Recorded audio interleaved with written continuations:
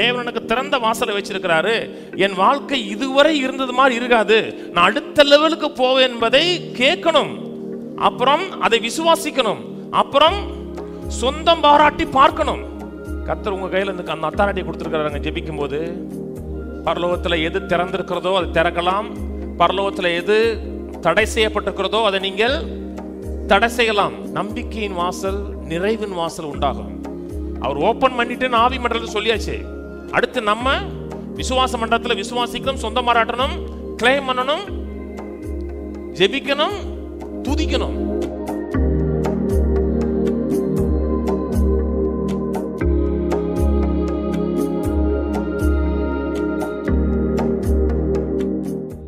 வெளிப்படுத்த விஷயம் 3:7. பிலதெல்பியா சபையின் தூதனுக்கு நீ எழுத வேண்டியது என்னவென்றால், பரிசுத்தமுள்ளவரும் சத்தியமுள்ளவரும் தாவீதின் திறவுகோலை உடையவரும் ஒருவரும் பூட்டக்கூடாதபடிக்கு திறக்கிறவரும் ஒருவரும் திறக்கக்கூடாதபடிக்கு பூட்டுவருமாயிருக்கிறவர் சொல்லுகிறதாவது, உன் கிரிகளை அறிந்திருக்கிறேன்.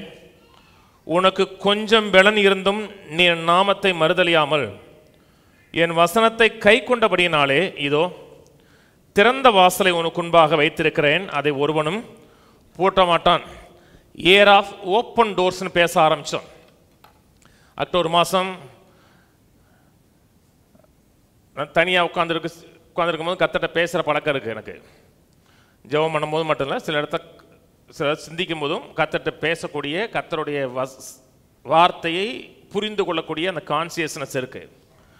அடுத்த வருஷத்துக்கு ஆண்டவரை என்ன பேசணும், எதை அதை சிந்திச்சுட்டு இருக்கும்போது உள்ளத்தில் என்னுடைய ஆவியில் கேட்ட ஒரு சத்தம், மெல்லிய சத்தம், ஓப்பன் டோர்ங்கிற சத்தம் கேட்டுச்சு, திறந்த வாசல் சத்தம் கேட்டுச்சு. சமயத்தில் இஸ்ரவேல் மக்கள் தங்களுடைய புது வருஷத்தை செப்டம்பர் 15 அவங்க கொண்டாடினாங்க. 5784 5784 அவங்களுடைய புது வருஷம். இந்த 5784 அந்த புது வருஷத்தை அவங்க எப்படி சொல்கிறாங்கன்னா இயர் ஆஃப் ஓப்பன் டோருங்கிறாங்க. எப்பவுமே யூத மக்களுக்கு தேவன் சில காரியத்தை செய்கிறார், மாம்சீகமான மக்களுக்கு செய்கிறார், பின்னாடி ஆவிக்குரிய மக்களுக்கு தேவன் செய்கிறார். தேவன் நமக்கு, மற்றவங்க என்ன நினைக்கிறாங்க தெரியல, தேவன் நமக்கு இந்த சபையோடு சேர்ந்திருக்கிறவர்களுக்கு, இது விசுவாசிக்கிறவர்களுக்கு தேவன் நமக்கு ஒரு திறந்த வாசல்களை ஏற்படுத்தி வைத்திருக்கிறார். பிசாசு சொல்லுவான், முன்னேறவே முடியாது, வெளியே வர முடியாது, உனக்கு விமர்சனமே இல்லைன்னு சொல்லலாம். பிசாசு பொய்யன், தேவன் ஒருவரே சத்தியபரர். தேவன் ஒரு காரியத்தை திறக்கிறார் என்றால் அதை ஒரு மனிதனும் பூட்ட முடியாது. தேவனை குறித்து வேதம் சொல்லுகிறது, அவர் வானத்தையும் பூமியும் உண்டாக்கினவர். தேவன் எதையும் உண்டாக்க முடியும்.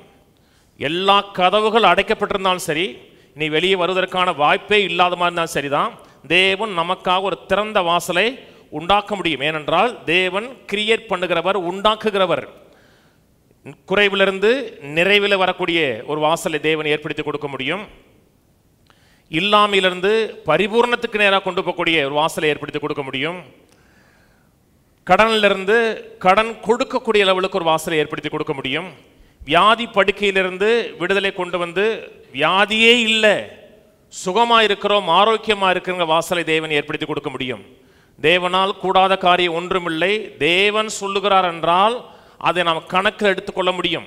இந்த வசனம் சொல்லுகிறார், பரிசுத்தமுள்ளவரும், பரிசுத்தமுள்ளவர் சொன்னா செட்டப்பாட் பண்ணப்பட்டவர், வேறு பிரிக்கப்பட்டவர், வழக்கமா மற்ற மனிதர்களை போல கிடையாது, தூய்மையானவர். தேவனை குறித்த காரியம், தேவன் பரிசுத்தமுள்ளவர். தேவன் பரிசுத்தமுள்ளவராக இருக்கிறது மட்டுமல்ல, நம்மையும் பரிசுத்தம் உள்ளவர்களாக மாற்றிருக்கிற தேவன். அப்புறம் சொல்லுகிறார், பரிசுத்தம் உள்ளவரும் சத்தியம் உள்ளவரும். சத்தியம் உள்ளவர்னா நம்பத்தக்கவர், உண்மையானவர், ஜெனியூனானவர். இந்த உலகத்தில் யாருடைய வார்த்தையை நம்ப முடியாது, நம்ப முடியாத உலகம். இன்னைக்கு ஒரு பேச்சு இருக்கும், நாளைக்கு ஒரு பேச்சு இருக்கும். அந்த காலத்துல சொல்லலாம், குடியாரம் பேச்சு விடிஞ்சா போச்சுப்பாங்க. இப்போ எல்லார் பேச்சையும் விடிஞ்சா போச்சு தான் இருக்கு. யாருடைய வார்த்தையை நம்ப முடியாது. ஆனால் தேவனும் ஒரு வார்த்தையை சொல்லுகிறார் என்றால் அதை கணக்கில் எடுத்துக்கொள்ள முடியும். பரிசுத்தம் உள்ளவரும் சத்தியம் உள்ளவரும், ஜெனியூனானவர், உண்மையானவர், ஒரு வார்த்தை கூட பிசகாதவர், சொல்றதை செய்கிறவர். அவர் ஒரு வார்த்தையை பேசுகிறார் என்றால் நீங்கள் நானும் கணக்கில் எடுத்துக்கொள்ள முடியும். இதோ நான் உனக்கு முன்பாக ஒரு திறந்த வாசலை வைத்திருக்கிறேன் சொன்னார் என்றால் நான் விசுவாசிக்க முடியும். நான் முன்னேறுவதற்கு, அடுத்த லெவலுக்கு போவதற்கு, என் வாழ்க்கையின் அடுத்த சீசனுக்கு போவதற்கு தேவன் எனக்கு ஒரு வாசலை ஏற்படுத்தி கொடுக்கிறார் என்பதை நீங்க விசுவாசிக்க முடியும். சொல்றார், தாவீதின் திறவுகோலை உடையவர். திறவுகோலை உடைகிறவன் சொல்லும் பொழுது எல்லா பொக்கிஷ சாலையினுடைய கீப்பர் அவர். பொக்கிஷ சாலையில் இருக்கிற சகல பொக்கிஷங்களுக்கு உரியவர். ஏன்னா வானத்தையும் பூமியும் உண்டாக்கினவர், சகலத்தையும் இவர் படைத்தவர். வெள்ளியும் என்னுடையது, பொன்னும் என்னுடையது, சகலம் என்னுடைய சொன்னவர். எல்லாவற்றுக்கும் ஆதாரமா இருக்கிறது மட்டுமல்ல, எல்லாவற்றையும் கட்டுப்பாட்டுக்குள்ள வைத்திருக்கிறவர். அந்த கீயை ஹோல்டு பண்ணி வச்சிருக்கிற அவர் தான். கீ ஹோல்டு பண்ணிருக்கிறார்னா அவர் தான் திறக்க முடியும், அவர் தான் பூட்ட முடியும். அவர் திறந்துட்டார்னா இன்னொரு ஆள் பூட்ட முடியாது. ஏன்னா சாவி அவர்கிட்ட மட்டும்தான் இருக்கிற, இன்னொரு ஆள்கிட்ட கிடையாது. நான் சொன்னது புரியுதுங்களா? இருக்கிற நிலையிலிருந்து அடுத்த நிலைக்கு போவது. அதனால புது வருஷம் சொன்னேன், பெட்ரூம்ல இருந்து நம்ம லிவிங் ரூம் போறோம், இல்லை லிவிங் ரூம் பெட்ரூம் போறோம்னா நடுவில் ஒரு வாசல் இருக்கு. அந்த வாசலை கடந்துட்டீங்கன்னா நீ அடுத்த மண்டலத்துக்கு வந்துட்டீங்கன்னு அர்த்தம். அந்த மண்டலத்தில் இல்லைன்னு அர்த்தம். இதுக்கு முன்னாடி தரித்திர மண்டலத்தில் இருக்கலாம், குறைவின் மண்டலத்தில் இருக்கலாம், யோசிச்சு செலவு பண்ணக்கூடிய மண்டலத்தில் இருக்கலாம். கர்த்தர் நமக்கு ஒரு திறந்த வாசலை ஏற்படுத்தி கொடுக்கிறார் என்றால் அந்த மண்டலத்திலிருந்து, அந்த ரெல்ம்ல இருந்து நம்ம அடுத்த ரெல்முக்கு போறோம்னு அர்த்தம். இன்னைக்கு இருக்கிற நிலையிலிருந்து நம்ம அடுத்த நிலைக்கு கொண்டு போறாருன்னு அர்த்தம். அவர் தான் ஓப்பன் பண்றார். அவர் ஓப்பன் பண்ணுகிறார் என்றால் அவர் எனக்கு ஓப்பன் பண்ணியிருக்கிறார். அது குறித்த அறிவு இருக்கணும், ஞானம் இருக்கணும். இந்த ராஜ்யம் முழுவதும் ஞானத்தினாலையும் அறிவினாலும் மாத்திரம்தான் செயல்படுகிறது. பரிதாபத்தில் செயல்படலை, அறிவினால் மாத்திரம்தான் இந்த ராஜ்யம் செயல்படுகிறது. இல்லை நான் கஷ்டப்படுறேன், ரொம்ப பாடுபடுறேன், எனக்கு வாழ்க்கையில் எந்த விமோச்சனம் இல்லை, ரட்சிக்கப்பட்டனால நான் அப்படியே தான் இருக்கிறேன், முன்னேற்றமே இல்லை, அதன் அடிப்படையில் உங்களுக்கு ப்ரொமோஷன் வருவது கிடையாது. அறிவின் அடிப்படையில் மட்டும்தான் ப்ரொமோஷன் உண்டாகுது. ஞானம், அறிவு. நான் சொன்னது புரியுதுங்களா? எப்படி ராஜ்யம் செயல்படுகிறது, தேவன் எப்படி செயல்படுகிறார் என்பதை அறியும் பொழுது நம்ம அடுத்த லெவலுக்கு, அடுத்த மண்டலத்துக்கு போக ஆரம்பிக்கிறோம். ஒரு சில வசனங்கள் வாசிக்கிறேன். 2 கொரிந்தியர் 3 சொல்றாரு, தெரிஞ்ச வசனம் தான். கர்த்தரே ஆவியானவர் எங்கே? அங்கே விடுதலை உண்டு. நாம் எல்லாரும் திறந்த முகமாய் கர்த்தருடைய மகிமையை பார்க்கிறோம். கர்த்தருடைய மகிமையை பார்த்து எந்த மகிமையை பார்க்கிறோமோ அந்த மகிமையாக மறுரூபமாகிறோம். தேவன் எனக்கு என்ன செயல்படுகிறார், என்ன ஏற்படுத்தி வைத்திருக்கிறார் என்பதை ஒரு மனிதன் கேட்கிறான், அப்புறம் பார்க்கிறான். கர்த்தருடைய மகிமையை கண்ணாடியில் காண்கிறது போல கண்டு தேவன் எனக்கு ஒரு திறந்த வாசலை வைத்திருக்கிறார். இனிமேல் நான் குறைவில் வாழ மாட்டேன், பற்றாக்குறையில் வாழ மாட்டேன், காசை பிதுக்கி செலவழிக்கக்கூடிய வாழ்க்கையில் இருக்க மாட்டேன், ஏராளத்தில் இருப்பேன், சர்ப்ளஸில் வாழுவேன் அப்படின்னு விசுவாசிங்க. நான் விசுவாசிக்க பார்க்குறேன். அதனால தான் ராஜபாளையம் சர்ச்சுக்காக ஒரு லேண்டு வாங்கினோம். லேண்டுக்கு சில 43 லட்சம் கடன் வாங்கினோம், பேங்க்கில் ஓடிட்டு இருக்குது. நாங்கள் பேங்க் மேனேஜரை சொல்லும்போது சொன்னேன் 3 வருஷத்தில் அடைச்சிருவேனே. என்ன 10 வருஷம் போட்டிருக்காங்க, 10 வருஷம் போட்டிருக்காங்க. நான் சொன்னேன் 3 வருஷத்தில் அடைச்சிருவேனே. போன திங்கக்கிழமை சாயங்காலம் தான் நினச்சேன், இதுக்கு 3 வருஷத்தை எழுதிட்டு போனோம். இந்த வருஷம் முடிக்கிறேன் நான். இந்த வருஷம் முடிக்கிறோம். இந்த வருஷம் முடிக்கிறது மட்டும் இல்லை, இந்த வருஷம் கன்ஸ்ட்ரக்ஷனாக ஆரம்பிச்சுன்னு தான் நினைக்கிறேன். என் நண்பர் ஒருத்தர் தான் அதுக்கு இந்த பெர்மிஷன் வாங்கிக்கிறதுக்கு மூவ் பண்ணுறேன்னாரு.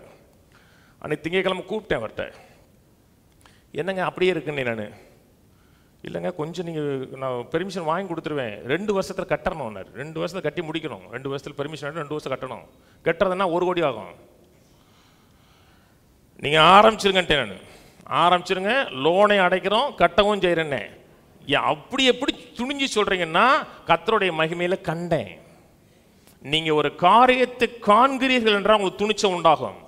கேட்கறது மட்டும் இல்லை, அதை அடைக்கிறதா நான் பார்த்தேன், பில்டிங் கன்ஸ்ட்ரக்ட் பண்ணுறதா பார்த்தோம். பார்க்காத வரை வாழ்க்கையில் மாறுதலை அடைய முடியாது. ஆபுவுக்கு திருப்போம். ஆபுவுக்கு 2 ஒரு காரியத்தை விசுவாசிக்கிறோம்னா பார்க்குறோம். ஆபுவுக்கு 2:1 நான் என் காவலிலே தரித்து அரணிலே நிலை கொண்டிருந்து அவர் எனக்கு என்ன சொல்வார் என்றும் அவர் என்னை கண்டிக்கும் பொழுது நான் என்ன உத்தரவு சொல்வேன் என்றும் கவனித்து கேட்பேன் சொல்லலை, கவனித்து பார்ப்பேன். பொதுவாக கவனித்து கேளுன்னு தான் சொல்லுவோம். இங்க சொல்றாரு கவனித்து பார்ப்பேன். கவனிக்கிறது மட்டுமல்ல, தேவன் ஆவி மண்டலத்தில் எப்படி செயல்படுகிறார், எனக்கு என்ன மூவ் பண்ணுகிறார் என்பதை நான் கேட்பேன், அப்புறம் பார்ப்பேன். தேவன் எனக்கு திறந்த வாசலை வச்சிருக்கிறாரு, நிறைவை வச்சிருக்கிறாரு, நல்வாழ்வை வச்சிருக்கிறாரு. என் வாழ்க்கை இதுவரை இருந்தது மாதிரி இருக்காது, நான் அடுத்த லெவலுக்கு போவேன் என்பதை கேட்கணும், அப்புறம் அதை விசுவாசிக்கணும், அப்புறம் சொந்தம் பாராட்டி பார்க்கணும். எபேசி மக்களுக்கு ஜெபிக்கிறாருங்க, விசுவாசிக்கிறவர்களுக்கு தான் காமிக்கிற தன் வல்லமையின் மகா மேன்மையான என்னதென்பதை அவர்கள் காணும்படிக்கு. மீட்பில் என்ன செஞ்சிருக்கிறார், சிலுவையில் என்ன செஞ்சிருக்கிறார், அவர் என்ன ஏற்படுத்தி வைத்திருக்கிறார் என்பதை காணும்படிக்கு பிரகாசமுள்ள மனக்கண்களை கொடுக்க வேண்டும் என்று வேண்டிக் கொள்கிறேங்கிறாரு. சுவிசேஷம் சொல்றோம், சொல்றது நல்லது, எல்லா நேரத்திலையும் சொல்ல முடியாது, சில இடத்துல சொல்ல முடியாது, சில நேரத்தில் உங்க வாழ்க்கை பேசணும். மோசே போற இடத்துலாம் பேசிட்டு இல்லை, சில இடத்துல ஒரு கோல் பேசிச்சு. பைபிள் அப்படித்தானே சொல்லுது, எல்லா இடத்துலையும் பேசலை, அது கோலை நீட்டினாரு.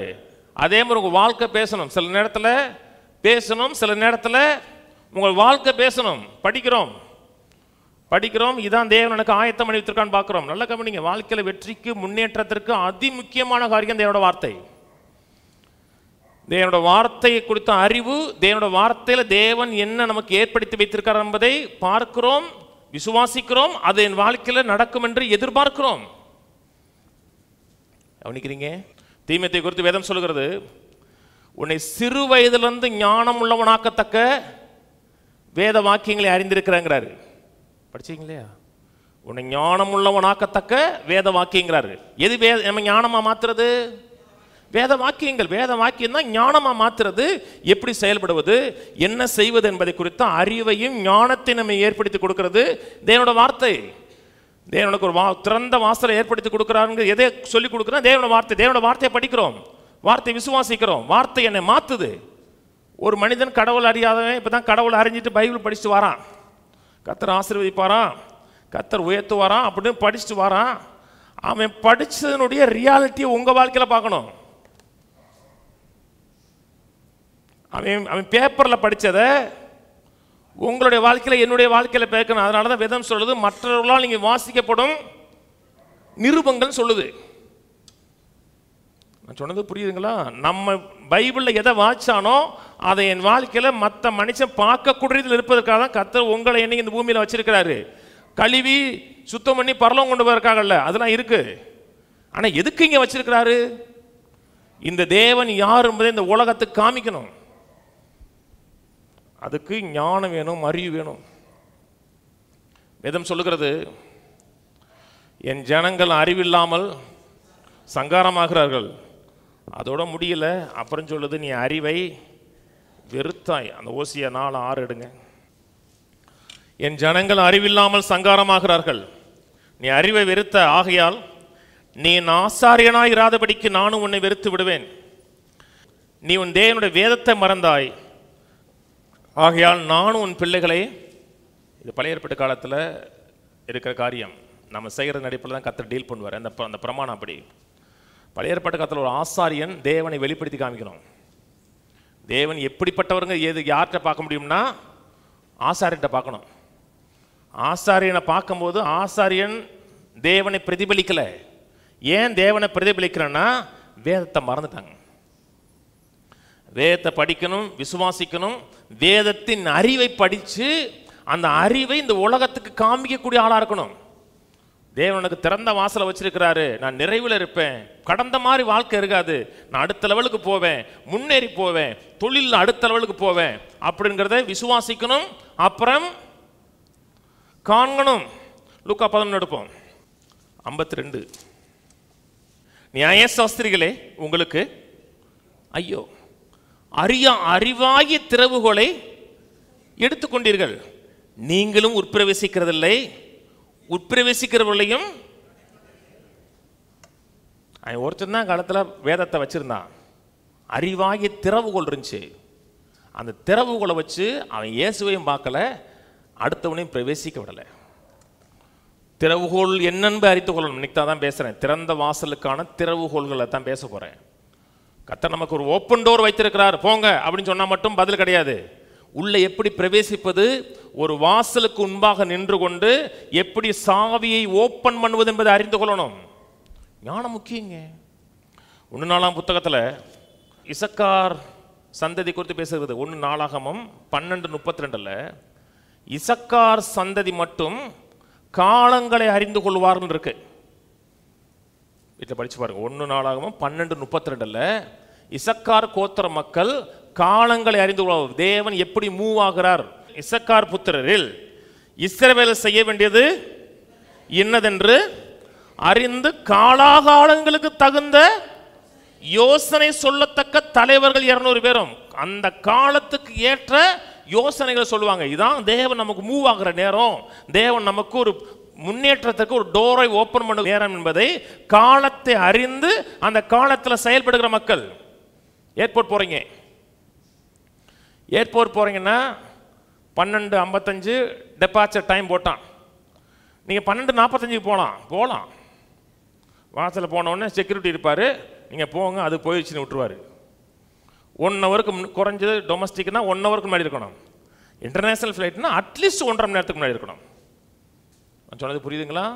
செக் பண்ணிட்டு ஏரோப்ளைனில் வந்துட்டோம்ல அப்படின்னு சொல்லி பெரிய ஒரு ஏர்போர்ட் இருக்குன்னு வச்சுங்களேன், ஏதோ ஒரு ஓரமாக உட்காந்துட்டு நீங்கள் மாட்டு உட்கார முடியாது. எந்த கேட்டுன்னு உங்களுக்கு தெரியணும். கேட் நம்பர் போட்டிருப்பான், அந்த கேட்டில் போகணும்.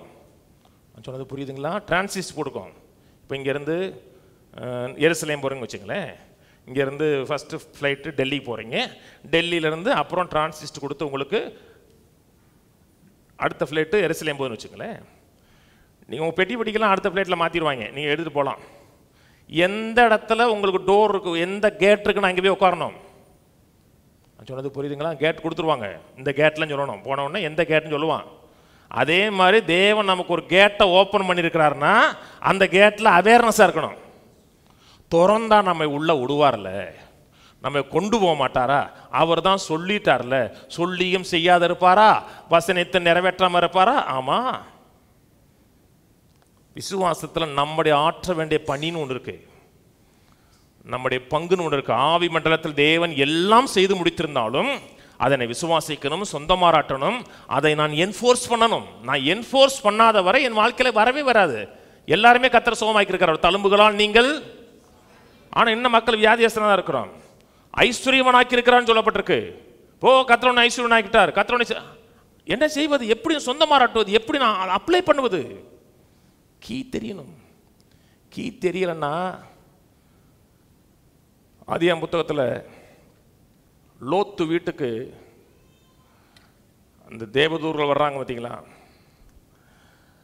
அந்த உலகம் பொல்லாத உலகம், ஆண் புணர்ச்சிக்காரங்க அவங்க எல்லாருமே. அவர் சொல்கிறார், லோத்து சொல்கிறாரு, என் பொம்பளை பிள்ளையில கூட வெளியே விடுறையாண்டு, அவங்கள வெளியே விடுங்கிறாரு. தேவதூதன் உள்ளே விட்டு கதவை பூட்டிட்டாரு. பைபிள் சொல்லுது விடிய விடிய கதவை தேடிக்கிட்டு இருந்தாங்கன்னு இருக்கு. கதவு அங்கேதான் இருக்கு, விடிய விடிய தடவிட்டே தெரிஞ்சிருக்காங்க எங்கடா இருக்கு எங்கடா இருக்குண்டு. நிறைய மக்களுக்கு கர்த்தர் டோர் ஓப்பன் பண்ணியாச்சு, ஆனால் எப்படி உள்ளே பிரவேசிப்பது என்று தெரியாத மக்களாக இருக்காங்க. அதனால தான் ஞானம் வேணும், அறிவு வேணும். அறிவாகிய திறவுகோலை வைத்திருக்கிறது மட்டுமல்ல, அறிவாகிய திறவுகோலை எப்படி பயன்படுத்துவது, ஓப்பன் பண்ணவும் தெரியணும். நான் சொன்னது புரியுதுங்களா? இப்போ நம்ம சர்ச்சுக்கு டோர் இருக்குது, கீயை கொடுத்துட்டோம். இந்த கீக்கு இந்த டோருக்கு 2 லாக் இருக்குது. ஒன்று கிளாக் வைஸில் போட்டணும், இன்னொன்று ஆண்டி கிளாக் வைஸில் 2 போட்டிருக்கோம். இது மேலே எங்கேயும் போட்டோம். நீங்கள் பூட்டியாச்சு, கிளாக் வைஸில் பூட்டியாச்சு, திரும்பி ஓப்பன் பண்ணுறதுக்கு ஆண்டி கிளாக் வைஸில் ஓப்பன் பண்ணிட்டேங்க, எனக்கு திறக்காது. ஏன்னா அதுக்கு மேலே 100 போட்டிருப்போம். அதே சாவியில் தான் இருக்குது. நான் சொன்னது புரியுதுங்களா? திறக்கலையேன்னா திறக்கணும். அது எப்படின்னு கற்றுக்கணும். திரும்பி வாசிப்போம். வெளிப்படுத்திய விசேஷம் 3:7. பரிசுத்தமுள்ளவரும் சத்தியமுள்ளவரும் தாவீதின் திறவுகோலை உடையவரும் ஒருவரும் பூட்டக்கூடாதபடிக்கு திறக்கிறவரும் ஒருவரும் திறக்கக்கூடாதபடிக்கு பூட்டுகிறவர் சொல்லுகிறார். இந்த வசனம் எங்கேருந்து எடுத்தாங்கன்னா, இந்த வசனம் ஒரே ஒரு இடத்துல தான் இருக்குது. எங்கே இருக்குன்னா ஏசாயா 22:22 இந்த வசனம் இருக்குது. அந்த வசனத்தை கோட் பண்ணுறேன், அங்கே போயிட்டு வருவோம். ஏசியா 22:22 போடும். அந்நாளிலே இல்க்கியாவின் குமாரனாகி எலியாக்கிம் என்னும் என் ஊழியக்காரனை நான் அழைத்து, இந்த எலியாக்கிம் என்பது இயேசு கிறிஸ்துக்கு அடையாளமாக இருக்கிறான். அந்நாளிலே இல்க்கியாவின் குமாரனாகி எலியாக்கிம் என்னும் என் ஊழியக்காரனை நான் அழைத்து, உன் வஸ்திரத்தை அவனுக்கு தரித்து, உன் கச்சையால் அவனை இடைக்கட்டி, உன் அதிகாரத்தை அவன் கையில் கொடுப்பேன். அவன் எருசலேமின் குடிகளுக்கும் யூதாவின் வம்சத்துக்கும் தகப்பனா இருப்பான். அந்த ஹோல் வம்சத்துக்கும் தகப்பனா இருப்பான். கீழே தாவீது வீட்டின் திறவுகோலை அவன் தோளின் மேல் வைப்பன்னா, தாவீது வீட்டு திறவுகளுடைய ஃபுல் அத்தாரிட்டி, உரிமை அவன்கிட்ட இருக்கும். ரெஸ்பான்சிபிள் சொல்றது இல்லையா, கர்த்தத்துவ ஒரு தோளின் மேல் இருக்குன்னு சொல்றது இல்லைங்களா. கர்த்தத்துவம்னா ராஜ்யம் அவருடைய கண்ட்ரோல் இருக்கும். தாவீது வீட்டின் திறவுகோலை அவன் தோளின் மேல் வைப்பன, தாவீது வீட்டினுடைய சகல அதிகாரமும் அத்தாரிட்டியும் அவன் மேல இருக்கும். ஒருவனும் பூட்டக்கூடாதபடிக்கு அவன் திறப்பான், ஒருவரும் திறக்கக்கூடாதபடிக்கு அவன் பூட்டுவான். அவனை உறுதியான இடத்துல ஆணியாக கடவுவேன். உறுதியான இடத்துல ஆணியாக கடவுன்னா நிலையா இருப்பான், உறுதியா இருப்பான். அவனோட அதிகாரம், அவனோட ஆளுங்கிறது நித்தியமானது, ஒரு காலத்திலும் எடுக்கப்படாது. அவனை உறுதியான இடத்தில் ஆணியாக கடாவுவேன். அவன் தன் தகப்பன் வீட்டுக்கு மகிமையான சிங்காசனமாக இருப்பான். எல்லா பொக்கிஷ சாலையுடைய கீ அவர்கிட்ட தான் இருக்கிறது. ஏன்னா அவர் தான் பொக்கிஷ சாலையுடைய ஓனர். அவர்கிட்ட தான் எல்லா திறவுகளும் இருக்கிறது என்றால் அவற்றை நல்லா பழக்கம் வச்சுக்கணும். அவரை முற்றிலுமாக சார்ந்து வாழணும். அவரை அறிகிற அறிவில் நீங்கள் நாளுக்கு நாள் வளரணும். ஏன்னா பொக்கிஷ சாலைக்கு உரிமையானனும் அவர் தான். பொக்கிஷ சாலைக்கு யாரை உள்ள விடலாம், யாரை வெளியே விடலாம்ங்கிறக்குரிய சகல அத்தாரிட்டியும் அவருக்கு தான் இருக்குன்னா, அவரை அறிகிற அறிவில் நான் வளரணும், பெருகணும். அவர் எனக்கு ஒரு டோரை ஓப்பன் பண்ணி கொடுக்குறா, இதோ நான் உனக்குமாக திறந்த வாசலை ஏற்படுத்தி கொடுக்குறேன்னு சொன்னார் என்றால், எனக்கு முன்னேறுவதற்கான ஒரு ஆப்பர்ச்சுனிட்டி ஏற்படுத்தி கொடுக்குறான்னு அர்த்தம். டோர் என்பது டோர் ஆஃப் ஆப்பர்ச்சுனிட்டி, முன்னேறுவதற்கு. அந்த வார்த்தையுடைய லிட்ரல் மீனிங் அதான் சொல்றாங்க. கிரீக்கில் அந்த வார்த்தையை சொல்லும் பொழுது ஒரு வாசலை, ஒரு ஆப்பர்ச்சுனிட்டி ஏற்படுத்தி கொடுக்குறவன்னு அர்த்தம். சொன்னது புரியுதுங்களாங்க? ஆப்பர்ச்சுனிட்டி தான் அவன் அடுத்த லெவலுக்கு கொண்டு போகுதுங்க. சிலருக்கு திறமை இருக்கும், ஆப்பர்ச்சுனிட்டி கிடைக்காது. தேவன் நமக்கு வாசலை ஏற்படுத்தி கொடுக்குறாருன்னா அடுத்த லெவலுக்கு போவதற்கான வாய்ப்புகளை ஏற்படுத்தி கொடுக்குறாருன்னு அர்த்தம். வெளிப்படுத்தின 4:1 சொல்லுது, வானம் திறக்கப்பட்டது. வாசிப்பா, வெளிப்படுத்தின 4:1. இவைகளுக்கு பின்பு இதோ பரலோகத்தில் திறக்கப்பட்டிருந்த ஒரு வாசலை கண்டேன்.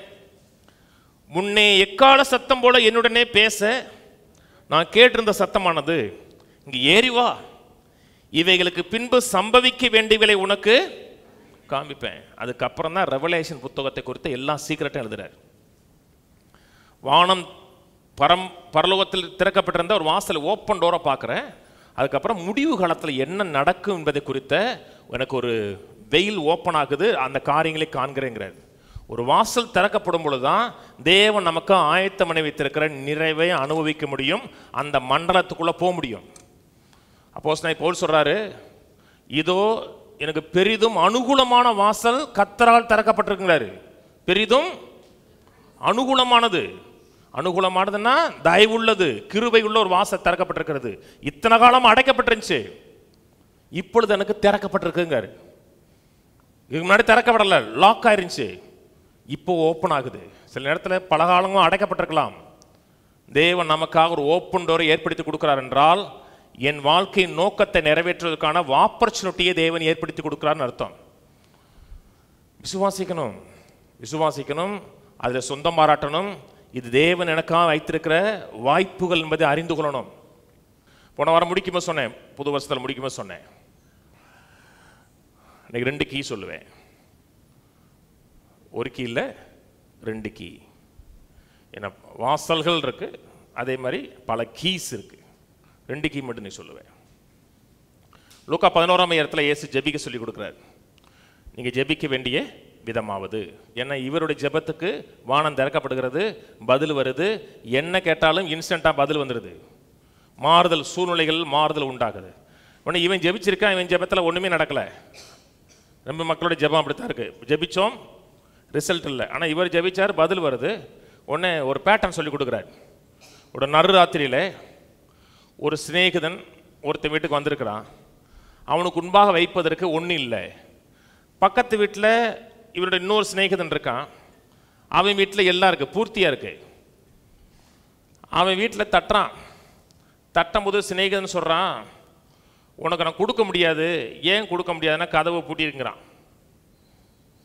வேற ஒன்றும் சொல்லலை, கொடுக்க முடியாது. ஏன் கொடுக்க முடியாது? கதவை பூட்டியிருக்கு. சில நேரத்தில் தேவன் நமக்காக ஓப்பன் டோரை ஏற்படுத்தி கொடுத்துருக்கான்னு சொல்கிறோம். என்ன அவர் சொன்னார், ஒரு டோரை ஓப்பன் ஆகிற மாதிரி தெரியலையே, எல்லாம் அப்படி டிசம்பர் மாதம் இருந்த மாதிரி தான் தெரியுது. வருஷத்துக்கு தான் நாளாச்சு, வருஷத்துக்கு தான் வயசாகி போச்சு, நமக்கு வயசாகி போச்சு. ஆனால் நம்முடைய வாழ்க்கையில் மாற்றம் வரலைங்கிற மாதிரி இருக்கும். எல்லாமே அடைக்கப்பட்டது போல தான் தெரியும்.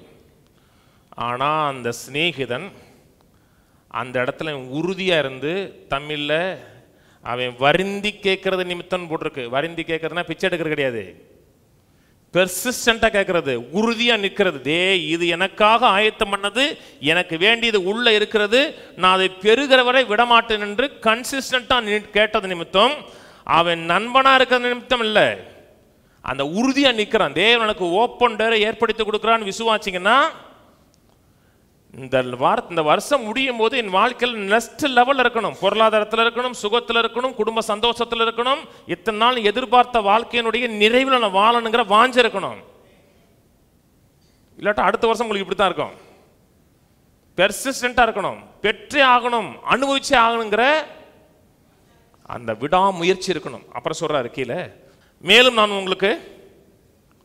உங்களுக்கு சொல்லுகிறதாவது, கேளுங்கள் அப்பொழுது உங்களுக்கு கொடுக்கப்படும், தேடுங்கள் அப்பொழுது கண்டடைவீர்கள், தட்டுங்கள் அப்பொழுது உங்களுக்கு திறக்கப்படும். ஏனென்றால் கேட்கிறவன் எவனும் பெற்றுக்கொள்கிறான், தேடுகிறவன் கண்டடைகிறான், தட்டுகிறவனுக்கு திறக்கப்படும். கேட்கிற எல்லாருக்கும் கேட்கிற எவனும் பெற்றுக்கொள்கிறான், தேடுகிறவன் கண்டடைகிறான், தட்டுகிறவனுக்கு யார் தட்டுறாங்களோ அவங்களுக்கு திறக்கப்படும். கவனிங்க, இது பிசிக்கல் டோர் இல்லை, இரும்பு கதவும் கிடையாது, மர கதவும் கிடையாது. இரும்பு கதவு மத கதவுனா தட்டலாம், காலிங் மேல் அடிக்கலாம், இல்லாட்டா ஃபோன் கூப்பிட்டு சொல்லிடலாம், வெளியே நிற்கிறேன் அப்படின்னு சொல்லலாம். இது ஸ்பிரிச்சுவல் டோர். தட்டுகிறவன் எவனுக்கும் திறக்கப்படும், கேட்கிற எவனுக்கும் பெற்றுக்கொள்வான், தேடுகிற எவனும் கண்டடைவான். அந்த எவனும் எல்லாத்தையும் நீங்கள் போட்டுக்கலாம். தட்டுகிறவன் சொன்னாவே என்ன அர்த்தம்னா, உங்களுக்கு பெர்மிஷன் கிடைச்சிச்சுன்னு அர்த்தம். போய் வீட்டை தட்டுங்க அப்படின்னு என்ன அர்த்தம்? உங்களுக்கு ஏற்கனவே பெர்மிஷன் கிராண்ட் பண்ணப்பட்டுச்சுன்னு அர்த்தம். வீட்டுக்கு போங்க, வீடு பூட்டி இருந்துச்சுன்னா ஒன்றும் கவலைப்படாங்க, தட்டுங்க திறப்பாங்கன்னா உங்களுக்கு அதுக்கான அக்சஸ் பண்ணுவதற்கான வாசல் கிடைச்சி விட்டதுன்னு அர்த்தம். இப்போ என்ன செய்யணும்? தட்டணும், உள்ளே பிரவேசிப்பதற்கு ஆயத்தமாக இருக்கணும். அது எவ்வளவு பெரிய கடினமான காரியமாக இருந்தாலும் சரிதான், கர்த்தர் திறப்பார். கொலோசியர் திருப்போம், கொலோசியர் 4:3, கிறிஸ்துவனுடைய ரகசியத்து நிமித்தம் கட்டப்பட்டிருக்கிற நான் அந்த ரகசியத்தை குறித்து பேச வேண்டிய பிரகாரமாக பேசி அதை வெளிப்படுத்துவதற்கு திருவசனம் செல்லும்படியான வாசலை தேவன் திறக்கும்படியாக எங்களுக்காக வேண்டிய. இது ஒரு கீ. தட்டுவது எப்படின்னா, எப்படி தட்டுவது, எப்படி திறப்பதுன்னு அறியணும். அதான் அறிவுள்ள மனுஷன். நான் சொன்னது புரியுதுங்களா? சாவியை கொடுத்தோம்னா எப்படி திறப்பதுன்னு தெரியணும். அந்த வாசலுக்குள்ள பிரவேசிப்பதற்கு ஒரு முக்கியமான காரியம் ஜெபிப்பது. எலியா ஜெபிக்கிறார். தேவன் சொல்லிட்டாரு, வானம் அடைக்கப்பட்டுருச்சுன்னு சொல்லிட்டாரு. ஆவி மண்டலத்தில் அடைக்கப்பட்டுச்சு, ஆனால் மாம்ச மண்டலத்தில் நம்ம மழை பெஞ்சிட்டு இருக்கு. கவனிங்க, அதனால தான் ஜெபிக்கிறார். இந்த பூமியில் ஏதாச்சும் ஒரு காரியம் நடக்க வேண்டுமென்றால் தேவ சித்தத்தை நிறைவேற்றுவதற்கு தேவனோட கைகூர்ந்து செயல்படுவதற்கு மனுஷன் அவசியம். அதனால ஜான் வெஸ்லி சொன்னார், ஒரு மனிதன் இந்த பூமியில் செயல்படவில்லை என்றால் தேவன் இந்த பூமியில் செயல்பட முடியாதுன்னாரு. ஒரு மனிதன் மூலமாக தான் தேவன் இந்த நோக்கத்தையும் திட்டத்தை நிறைவேற்றுகிறார். ஜெபிக்கும் போது என்ன சொல்கிறோம்? தேவனோட கை கோர்க்கிறோம். எலியா காலத்தில் எல்லாருமே தேவனை விட்டு பின்வாங்கி போயிட்டாங்க, அந்நிய தேவர்களை கும்பிட ஆரம்பிச்சிட்டாங்க, பழி செலுத்துற நிறுந்தியாச்சு, மற்ற தெய்வங்களுக்கு பழி செலுத்துறாங்க, பெத்த பிள்ளைகளை பழி செலுத்துறதுக்கு இருக்கு. அப்படி வாழ்ந்தாங்கன்றால் வானம் அடைக்கப்படணும். உபா 20 சொல்றாரு பார்த்தீங்களா, உனக்கு மேலே வானம் வெங்கலமாக இருக்கும், வானம் அடைக்கப்பட்டிருக்கணும். ஆனால் கேஷுவல் லைஃப் வாழ்ந்துட்டு இருக்கான். அதை அறிந்து எலியா ஜெபித்து வானத்தை க்ளோஸ் பண்ணார்ல. கர்த்தர் உங்க கையில் அந்த அத்தாரிட்டியை கொடுத்துருக்காருங்க. ஜெபிக்கும் போது பரலோகத்தில் எது திறந்திருக்கிறதோ அதை திறக்கலாம், பரலோகத்தில் எது தடை செய்யப்பட்டிருக்கிறதோ அதை நீங்கள் தடை செய்யலாம். முதல் முறை அவர் க்ளோஸ் பண்றார். 18ஆம் அதிகாரம் 1 ராஜாக்கள் 18 ஆரம்பிக்கும் பொழுது நாம் மலையை கட்டளையிட்டேங்கிறாரு. 18:1 ஆரம்பிக்குது, அப்படித்தான் ஆரம்பிக்குது. நான் தேசத்துல மலையை கட்டளையிட்டேன். கட்டளையிட்டார்ல, அப்ப இவர் என்ன செய்யணும்? படுத்தூங்க தானே. 18:1 எப்படி ஆரம்பிக்குது? இதோ நான் தேசத்துல மலையை கட்டளையிட்டேன். அப்ப என்ன செய்யணும்? ஒரு கீயை போடணும். அவர் போய் கர்மேல் மலையில் தன் முகம் குப்புற விழுந்து மழை பெய்கிற வரை கன்சிஸ்டண்டாக நின்றார். கட்டளையிட்டுன்னு சொல்லிட்டார்ல, ஒரு சின்ன மேகம் வருகிற வரை உறுதியாக நின்னாருங்க. சின்ன மேகத்தை பார்க்கிறாரு, உடனே சொல்றாரு பெருமழையின் இறைச்சல் சத்தம் கேட்குங்க. பார்த்துட்டார் அந்த மனுஷன். பார்க்கறது மட்டும் இல்லை, நானும் ஆவி மண்டலத்தில் கேட்டார். ஆகா சொல்றாரு மழை வெஞ்சிரு ஓடுங்கிறாரு. அதான் திறக்கிறது. அன்னைக்கு எலியா திறந்தது மாதிரி நானும் சொல்றேன், உங்களுக்கு அற்புதத்துக்கான வாசல் திறக்கப்படுவதாகன்னு சொல்லுகிறேன், சுகத்துக்கான வாசல் திறக்கப்படுவதாகன்னு சொல்றேன், குடும்ப ரட்சிப்பு கேட்ட வாசல் திறக்கப்படுவதான்னு சொல்றேன், பிள்ளை பெறுவதற்கான வாசல் திறக்கப்படுவதாகன்னு சொல்லுகிறேன், நிறைவுக்கான வாசல் திறக்கப்படுவதாகன்னு சொல்லுகிறேன், அடுத்த லெவலுக்கு போதான வாசல் திறக்கப்படுவதான்னு சொல்றேன். அது விசுவாசிக்கணும். திறக்கப்படுவதான்னு சொன்னோம்னா ஆமா அப்படின்னா ஆமேன், திறக்கப்படட்டும் ஆண்டவரே, நான் அடுத்த லெவலுக்கு போகணும், நான் வறுமையில் இருக்கக்கூடாது, நிறைவில் வாழணும்னு விசுவாசிங்க. திறந்துருச்சுன்னா எப்படியுமே அடுத்த லெவலில் இருப்போம். மினிஸ்ட்ரி அதே லெவலில் இருக்குன்னா நமக்கான வாசல் பூட்டப்பட்டிருக்குன்னு அர்த்தம். அதே லெவலில் இருக்கக்கூடாதுங்க, நாளுக்கு நாள் ப்ரோக்ரஸ் ஆகணுங்க, முன்னேற்றம் அடையணுங்க. அதான் நம்ம இதே சுத்தம். பொருளாதாரத்தில் முன்னேறணும், மினிஸ்ட்ரியில் முன்னேறணும், தேவனை அறிவில் முன்னேறணும், சுகத்தில் முன்னேறணும், எல்லா ரீதியிலும் நாளுக்கு நாள் ப்ரோக்ரஸ் ஆகணும். கவனிக்கிறீங்க? விசுவாசிங்க. தேவன் நிறைய காரியங்களை திறப்பார். தேவன் திறக்கிற ஒரு முக்கியமான காரியம் புது வருஷத்தில் சொன்னேன். இதுவரை பிள்ளை பெறாமல் இருந்தால் இந்த வருஷம் எண்டுக்குள்ள பிள்ளையை பெற்றணும், இல்லாட்ட 8 மாதம் 9 மாதம் வளகாப்பாச்சும் போட்டுறணும். பிள்ளை பெறாதவங்களுக்கு மட்டும்தான் சொன்னேன். ஏன்னா கர்த்தர் ஒரு ஓப்பன் டோரை ஏற்படுத்தி கொடுக்கிறார் என்றால் கற்பத்தையும் திறக்கிறார். ரொம்ப நாளைக்கு முன்னாடி ஒரு தம்பி இருந்தான், அந்த தம்பி இறந்துட்டான். வரும்போதே கிரிட்டிக்கல் பொசிஷனில் தான் வந்தாங்க. அவங்க குடும்பம் வந்துச்சு, கிட்னி 2 ஃபெயிலே வந்தாங்க. அதுக்கப்புறம் அவங்களுக்கு ஒரே பிள்ளை தான். அதுக்கப்புறம் பிள்ளை கிடையாது. 10 வருஷமாச்சு. சர்ச்சுக்கு வந்தாங்க, அந்த பையனே இறந்துட்டான். அந்த பையன் நல்ல பையன். உன்னை கம்யூனியன் எடுக்கும்போது கற்பம் திறக்கப்படுவதாகன்னு சொன்னேன். நான் கான்சியஸெல்லாம் சொல்லலை, சொன்னேன். அன்னைக்கு தான் முத கொலை, அந்த 10 வருஷம் கழிச்சு 2வது கொலை பிறந்தா தான் கிப்சன் நம்ம சர்ச்சுக்கு வருவான். கற்பத்தில் ஒரு வாசல் இருக்குங்க, தெரியுமா? யோபு சொல்றாரு, யோபடுங்களேன், யோபு 3:10, நான் இருந்த கற்பத்தின் வாசலை அது அப்ப கற்பத்துக்கு என்ன இருக்கு? ஒரு வாசல் இருக்கு. கர்த்தர் ஓப்பன் டோரை ஏற்படுத்தி கொடுக்கிறார். தேவன் ஓப்பன் பண்ணுகிற ஒரு டோர் என்னதென்றால் கற்பத்தின் வாசல். இதுவரை எனக்கு கற்பம் ஆகலைங்க, டாக்டர் என்னை கைவிட்டாங்க, பிறக்கான்னு சொல்லிட்டாங்க. கர்த்தர் அதை ஓப்பன் பண்றார் என்றால் அதை ஒரு மனிதன் அடைக்க முடியாது. விசுவாசிங்க. பிள்ளை பெறுகிறது ரொம்ப முக்கியங்க. பிள்ளை இல்லாதவங்களுக்கு கட்டாயம் பிள்ளை பெத்தாகணும். பாஸ்டர் அடாப்ட் பண்ணிங்க, பிரச்சனை இல்லை. ஒன்று பெத்தையும் வச்சுக்கோங்க, ஒன்று பெத்த பிள்ளை, ஒன்று வளர்த்த பிள்ளை. வேதத்தில் ராகேலை குறித்து வேதம் சொல்லுகிறது. ஆதியா 30 எடுப்போம். இது முக்கியமான ஒரு திறவுகள் ஜெபங்கிறது. ஜெபத்தில் சும்மா ஜெபிக்கிறேன் அப்படிங்காம அது ஒரு வார்த்தை யூஸ் பண்ணுங்க. என்ன வார்த்தை யூஸ் பண்ணுங்கன்னா, கர்த்தாவே உம்முடைய கரம் வெளிப்படுவதாகன்னு சொல்லி யூஸ் பண்ணுங்க. ஆண்டவரே உம்முடைய கரம் வெளிப்படுவதாக. ஏசாயால சொல்றாரு, ஏசாயா 45 என் கரத்தின் கிரிகளை குறித்து எனக்கு கட்டளையிடுங்க. கட்டளையிடுங்கன்னா எனக்கு ஒரு அசைன்மெண்ட் கொடுங்கன்னு சொல்றாரு. எனக்கு ஒரு வேலை கொடுப்பாங்கிறாரு. அந்த வார்த்தையோட அர்த்தமே அதாங்க. கட்டளை எடுங்கன்னா எனக்கு ஒரு பெர்மிஷன் கொடு, எனக்கு ஒரு அசைன்மெண்ட் கொடுவேன் நான் செய்யறதுக்கு. ஆதி திருச்சபையில் யூஸ் பண்ணுதுங்க. ஒரு இடத்துல 30 லட்சம் மக்கள், 30 லட்சம் மக்கள் நான்வெஜ் போட்டு பாருங்க, சாம்பார் ஊற்றுறதே கஷ்டம். 30 லட்சம் மக்களுக்கு நான்வெஜ். ஒரு காடை 50 ரூபா காடை இல்லை, அது பெரிய காடை. ஆண்டவர் சொன்னால் 30 நாளைக்கு நான்வெஜ் தரேனாரு. 30 நாளைக்கு ஃபுல் நான்வெஜ் தான். காலையில் நான்வெஜ், மதியம் நான்வெஜ், ஃபுல்லாக அடினார். காடை ரொம்ப நல்லதுங்க. நான்வெஜ்லேயே பெஸ்ட்டு நான்வெஜ் காடை தான். ஏன்னா காடையில் தான் நிறைய ஃபைபர் இருக்குது. ஆண்டவர் கொடுக்கும்போது ஏதோ கோழியை கொடுக்கல, கோழி நல்லது தான், கோழியில் புரோட்டீன் நிறையா இருக்குது. 30 லட்சம் பேர் காடை அனுப்புகிறாரு. உடனே மோசே கேட்குறாரு, ஆண்டவரே 30 லட்சம் பேருக்கு 3 வேளையும் சோறு காடை கொடுத்தோம்னா அவன் கணக்கு பார்த்து சொல்கிறான், ஆண்டவரே கடலில் அப்படியே வலை போட்டு அரிச்சுங்க தள்ளனா கூட 3 நாளை காலி பண்ணிடுவாங்க அப்படிப்பட்டவங்க சிலர்லாம் இருக்காங்க. 5 மணிக்கு புரோட்டா சாப்பிட்றீங்களான்னு தெரியும் எனக்கு.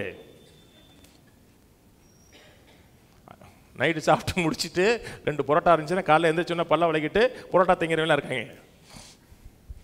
எனக்கு தெரியும், அந்த ஆட்களை எனக்கும் தெரியும்.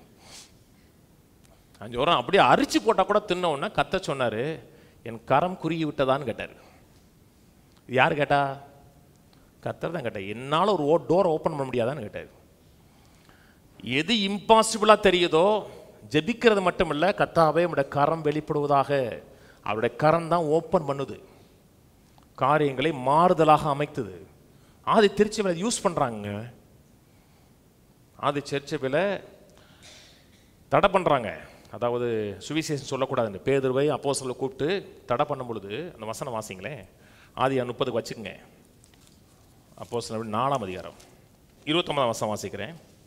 இப்பொழுதும் கர்த்தாவே அவர்கள் பயமுறுத்தல்களை தேவரீர் கவனித்து உம்முடைய பரிசுத்த பிள்ளையாகிய இயேசுவின் நாமத்தினால் அடையாளங்களும் அற்புதங்களும் நடக்கும்படி செய்து பிணியாளர்களை குணமாக்கும்படி குணமாக்கும்படி கரத்தை நீட்டி உம்முடைய ஊழியக்காரர் உம்முடைய வசனத்தை முழு தைரியத்தோடும் சொல்லும்படி அவர்களுக்கு அனுக்கிரகம் செய்தரலாம். ஜெபிக்கிறது மட்டுமல்ல, ஒரு வார்த்தை யூஸ் பண்றான்.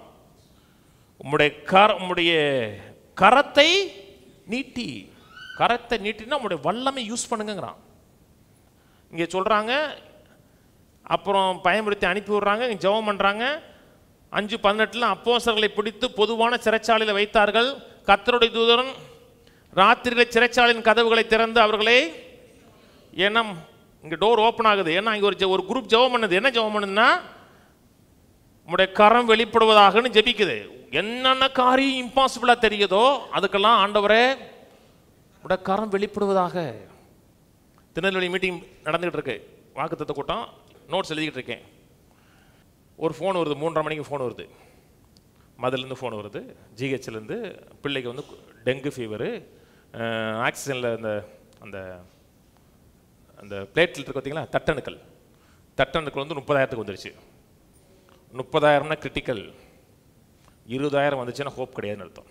30,000 வந்துருச்சு. டாக்டர் சொல்கிறாங்க கஷ்டமாக ஐசியூவில் போட்டிருக்கோன்ட்டாங்க. ஏன்னா அந்த பிள்ளைக்கு வலிப்பு நோய் வேறு இருக்குது.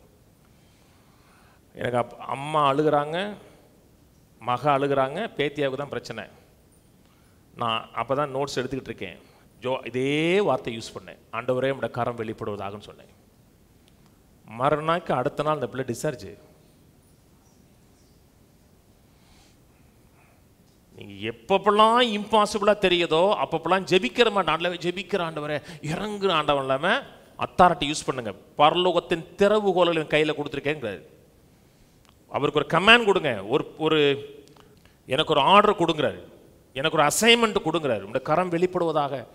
முடிஞ்ச உடனே சாயங்காலம் மீட்டிங் போனோம். சுதர்சன் வீட்டை தான் உட்காந்து பார்த்துக்கிட்டு இருக்கேன்.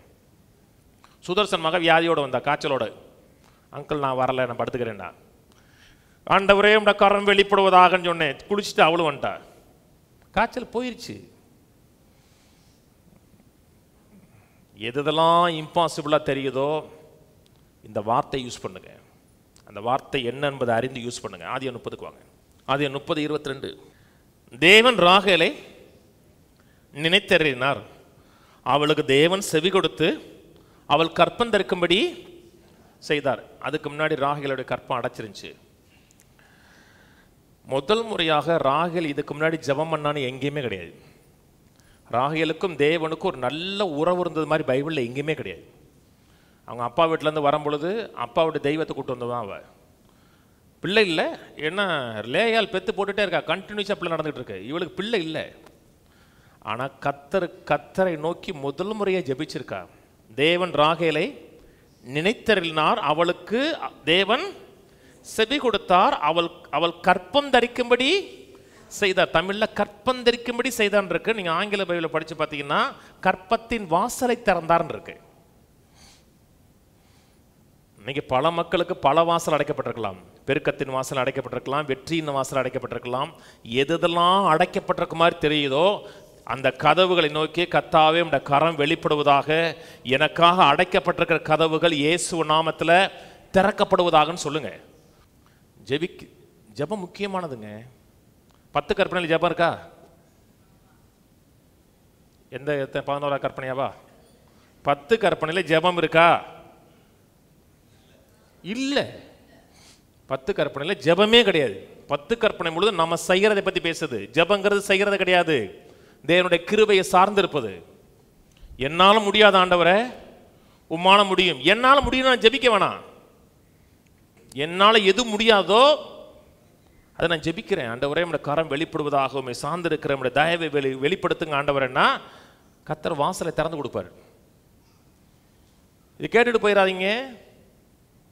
நாங்கள் கீ அப்படின்னு சொன்னோன்னா அப்படியாக்கும், தீயாக்கும், கொடுத்தாராக்கும், யூஸ் பண்ணணும்.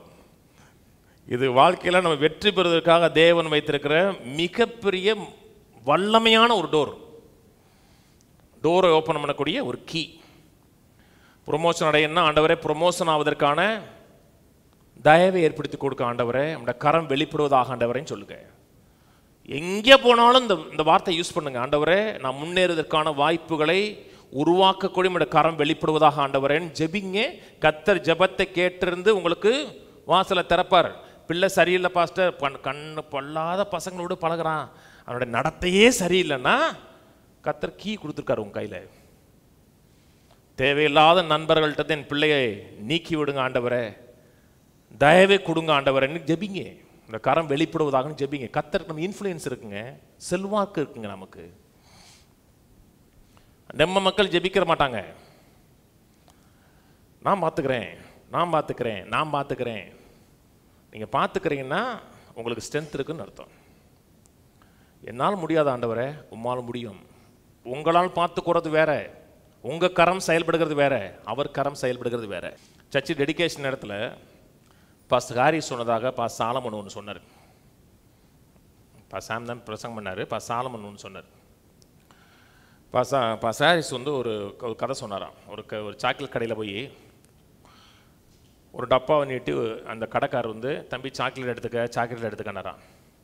அவன் வேணாம் அங்கிள் நானா எடுத்துக்க போனேன். இல்லை எங்கள் அப்பா எடுக்கட்டும்ன்றாரு. அவங்க அப்பா எடுத்தாரான். ஏன் நீ எடுக்காமல் உங்கள் அப்பா எடுக்க சொல்கிறோன்னா, என் கை சின்ன கையங்கள், எங்கள் அப்பா கை பெரிய கையங்கள் இருக்கான். நம்ம ஓப்பன் பண்ணோம்னா அந்த அளவுக்கு பவர் இருக்காது. அவர் ஓப்பன் பண்ணாருன்னா பெருசாக ஓப்பன் பண்ணுவார். அதுக்காக தான் ஜெபம் பண்ண சொல்கிறோம். எதெல்லாம் இம்பாசிபிளாக தெரியுதோ ஜெபம் பண்ணுங்க. குறிப்பாக பெண்களுக்கு சொல்கிறேன், பிள்ளை இல்லாத பெண்களுக்கு சொல்கிறேன், கட்டாயம் பிள்ளை பெறன்னு நினைங்க. இல்லை பாஸ்டர் மெனோபாஸ் நின்றுச்சு, மெனோபாஸ் நின்னா கூட மென்டல் பாஸ் ஆகக்கூடாது. ரொம்ப பேருக்கு மெனோபாஸ் நிற்கிற இடத்துல மென்டலே பாஸ் ஆகிடுது, மனது அப்படி லாக் ஆகிடுது. இனிமே நமக்கு வாய்ப்பு இல்லை. ஒரு அம்மா 90 வயசில் பிள்ளை பெற்றா தெரியுமா? அந்த அம்மாவுக்கு மெனோபாஸ் நின்றுச்சுங்க. மெனோபாஸ் நின்னா கூட அந்த அம்மா மென்டலில் பாஸ் ஆகலைன்னா PAUSE.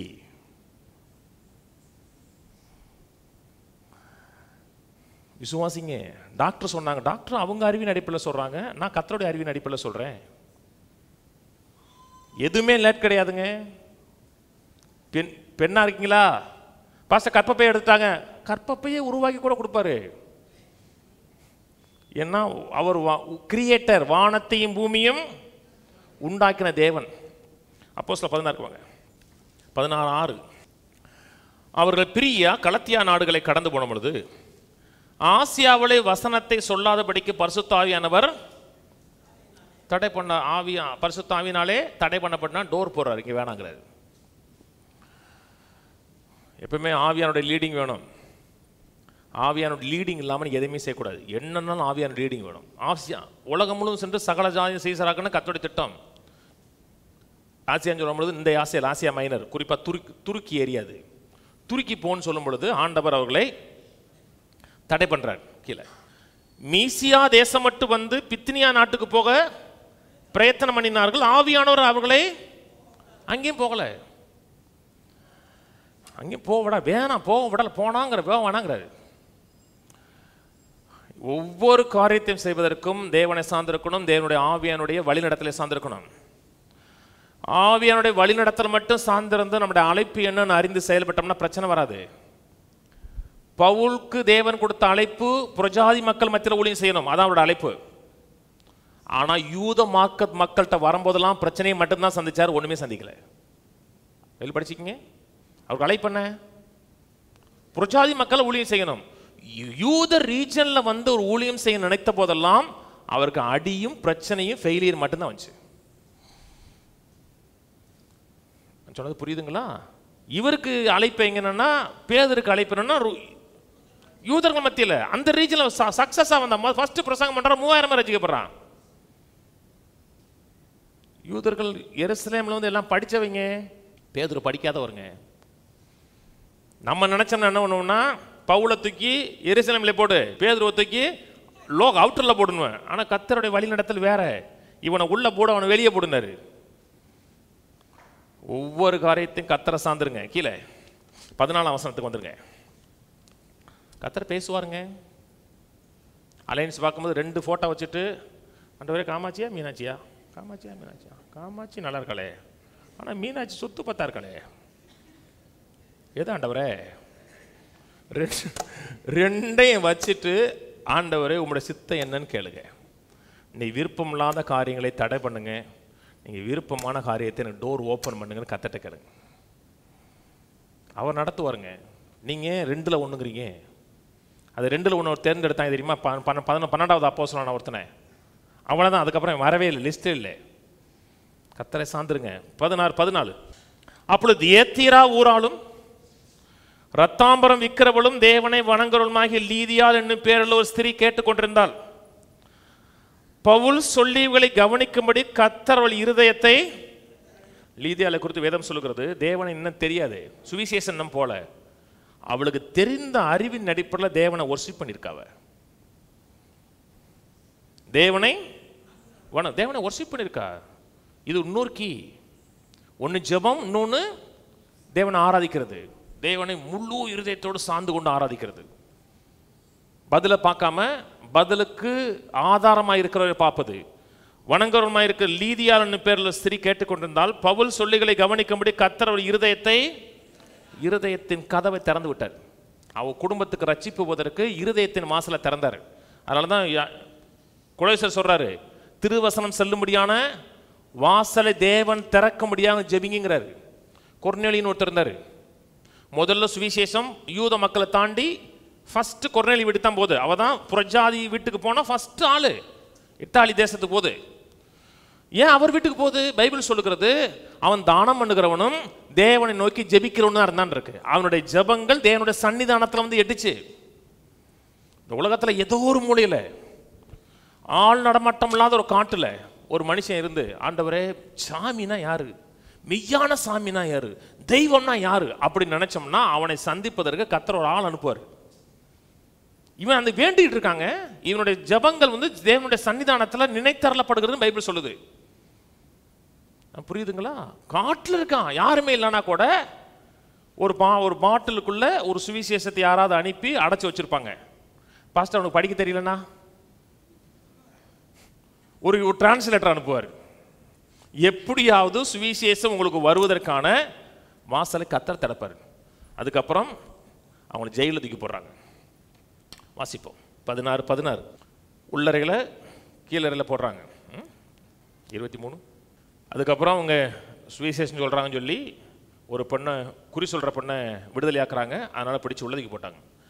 அவர்களை அநேக அடி அடித்த பின்பு சிறைச்சாலையில் வைத்து அவர்களை பத்திரமா காக்கும்படி சிறைச்சாலைக்காரனுக்கு கட்டளையிட்டார்கள்.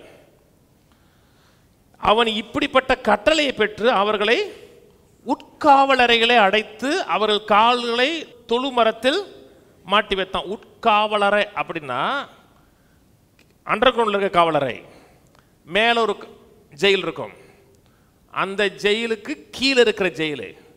இந்த மேலே இருக்கிற இவனுக்கு ஏதாச்சும் இயற்கை அழைப்பு வந்துச்சுன்னா அங்கேயே போயிடுவான். அது எங்கே கீழே விழும்னா இங்கே தான் விழும். அதான் உட்காவலறை. மேலே போகிறவன் கக்கா போனான்னா கீழே தான் விழுவும், இவனோட இடத்துல விழுகும். அதான் உட்காவலறை. இவன் இப்படிப்பட்ட கட்டளையை பெற்று அவர்களை உட்காவலறையில் அடைத்து அவரது கால்களை தொழுமரத்தில் மாட்டி வைத்தான். நடுராத்திரிலே பவுலும் சீலாவும் ஜெபம் பண்ணி தேவனை துதித்து பாடினார்கள். காவலில் வைக்கப்பட்டவர்கள் அதை நடுராத்திரியில் அட்டி பிச்சிட்டான். தொழுமரத்தில் மாட்டிருக்கான், கால் மாட்டிருக்கு. அதோட பரவாயில்ல, நாத்தம் வேற. பாட்டு வரும். பவுல் சொல்றாரு, சீலா ஒரு பாட்டு. சீலாங்க ஆம்பளைங்க, பொம்பளை கிடையாது, சைலஸ். சிலருக்கு வந்து பரவாயில்ல, ஜெயிலில் போனால் கூட ஜோடியோட போயிருக்காரு நினைச்சிடக்கூடாது. பவுலும் சீலானும் பவுலும் சைலஸும், ஏன் அப்படி தமிழில் எழுதி வச்சாங்க தெரியல. பவுலும் சைலஸும் உள்ளே போகிறாங்க. சைலஸ் ஒரு பாட்டு பாடுப்பாங்கன்னொன்னே, எப்பா அண்ணா அடி அடிக்கிறாங்க, நாத்தை வேற பொறுக்க முடியல, எதுவே பாட சொல்கிற, ஒரு கொயர் இருந்தால் கூட பாடிடலாம். அவர்கள் பாடினது சத்தமாக பாடினான். பாடினதை சிறைச்சாலைகளுக்கு அத்தனை பேரும் கேட்டான் இருக்கு. ஒன்று முதல் 2 கீ இருக்கு பார்த்தீங்களா, அவர்கள் ஜெபம் பண்ணி தேவனை 2 கீ, ஒன்று ஜெபம், இன்னொன்று தேவனை துதித்து பாடுறது. அடுத்த வசனம் 26. சடிதியிலே சிறைச்சாலையின் அஸ்திபாரங்கள் அசையும்படியாக பூமி மிகவும் அதிர்ந்தது. உடனே கதவுகள் எல்லாம் திறவுண்டது, எல்லாருடைய கட்டுக்களும்.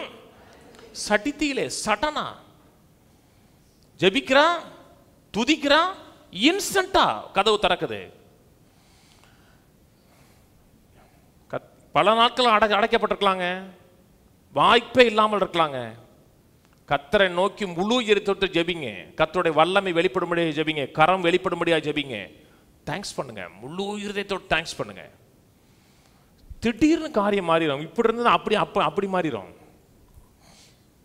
பிசினஸ் மாறிடும், பிரேக் த்ரூ உண்டாயிரும். என தேவன் தான் ஆதாரம் நினைக்கிறான், தேவன் தான் கதவுகளை திறப்பார் நினைக்கிறான், மனமுகந்து தேவனை ஆராதிக்கிறான்.